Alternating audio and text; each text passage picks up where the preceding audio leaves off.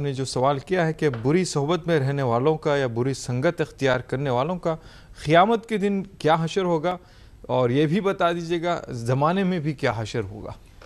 اللہ تبارک و تعالیٰ جب اچھوں کی صحبت میں رہنے کے لیے فرمایا ہے اور بروں کی صحبت میں رہنے سے منع فرمایا، تو ظاہر ہے کہ اس کے دنیاوی بھی خسارے ہیں اور اخروی بھی خسارے ہیں۔ دنیاوی خسارہ کیا ہے؟ جو بروں کی صحبت میں رہتا ہے لوگ بھی اس کو اپنی نظروں میں وقوی نہیں سمجھتے، باوقار اور وجیح نہیں سمجھتے، دنیاوی وجاہت بھی اس کی پامال ہو جاتی ہے، لوگوں کی نگاہوں میں بھی اس کی قدر و منزلت نہیں رہتی ہے، اور سب سے بڑی بات یہ ہوتی ہے کہ دنیا میں وہ برائیوں کا شکار بن جاتا ہے۔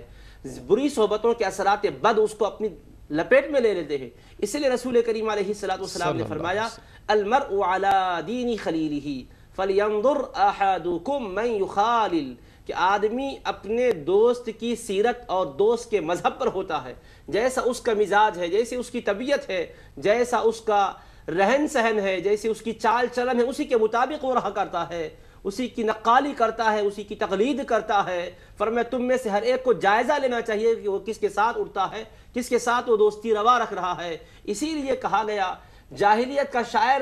طرفہ نے بھی کہا عن المرء لا تسأل وابصر قرینہ فإن القرین بالمقارن مقتدی، کسی انسان کے بارے میں نہ پوچھ کہ وہ کیسا ہے، اس کے دوست کو دیکھ لے کہ وہ کس کے ساتھ رہتا ہے۔ اس کے بارے میں اگر تو پوچھنا چاہتا ہے تو اس کے بارے میں دریافت نہ کرنا، بلکہ یہ دیکھ لینا کہ اس کی نشست و برخاست کس کے ساتھ ہے، وہ کس کا ہم نشی ہے اور اس کا ہم نشی کون ہے۔ کیوں؟ فإن القرین بالمقارن مقتدی، اس لیے کہ ساتھی اپنے ساتھی کی اقتداء کرتا ہے، اس کی نقالی کرتا ہے۔ تو یہ کس نے کا طرفہ بن عبد البکری، جاہلیت کا ایک شاعر گزرا جو سب معلقات کے نام سے مشہور ہے، اس میں دوسرا معلقہ جس کا اس شاعر نے بھی یہ تصور دیا کہ بروں کی صحبت بہرحال انسان کو برا بنا دیتی ہے، اور کچھ اگر اس میں اثرات ظاہری طور پہ سمجھ میں نہ بھی آ رہے تو کم از کم اتنا ہے کہ جن کے ساتھ اٹھتا بیٹھتا ہے اس کی وجہ سے لوگ سمجھتے ہیں کہ وہ بھی اسی لائن سے تعلق رکھنے والا ہے، وہ بھی اسی مزاج کا حامل ہے۔ اب آخرت میں نقصان کیا ہے تو سنیے کیا ہوتا ہے۔ قرآن کریم میں رب کریم نے بیان کیا جو بروں کی سنگت و میت اختیار کرتے ہیں وہ محشر میں بڑے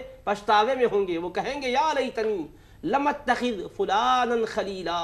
اے کاش میں فلاں کو دوست نہ بناتا تو اچھا تھا، فلاں کے ساتھ نہ اٹھتا بیٹھتا تو اچھا تھا، فلاں کے ساتھ ہم نشینی نہ اختیار کرتا تو اچھا تھا۔ کیوں؟ لقد اضلنی عن الذکر بعد اذ جاءنی، اس لیے کہ نصیحتیں میرے پاس پہنچ چکی تھی،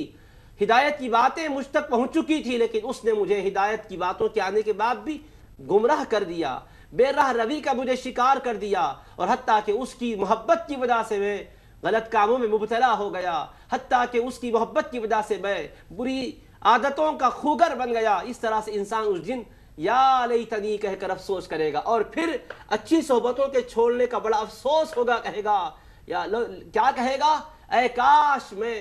ان کے ساتھ ہوتا، یا لیتنی کنت معہم فافوز فوزا عظیما۔ نیکوں کا انجام دیکھے گا تو کہے گا اے کاش اچھی صحبتوں میں رہتا تو اچھا تھا، کیوں میں ان کی صحبتوں سے دور رہا، یقینا میں بھی بڑی کامیابی سے مالا مال ہو جاتا تھا۔ کامیابی ان کے پاس دیکھے گا، انہیں کامیاب دیکھے گا تو کہے گا کیوں ان کی صحبت سے میں دور رہا، اور انہیں برائیوں میں دیکھ ان کے برے انجام کی، برے اعمال کی سزا پاتے ہوئے دیکھے گا تو کہے گا افسوس میں ان کے ساتھ کیوں اٹھا بیٹھا۔ تو محشر میں بڑی رسوائی ہوگی، بڑی ذلت اور خزی سے انہیں دوچار ہونا پڑے گا۔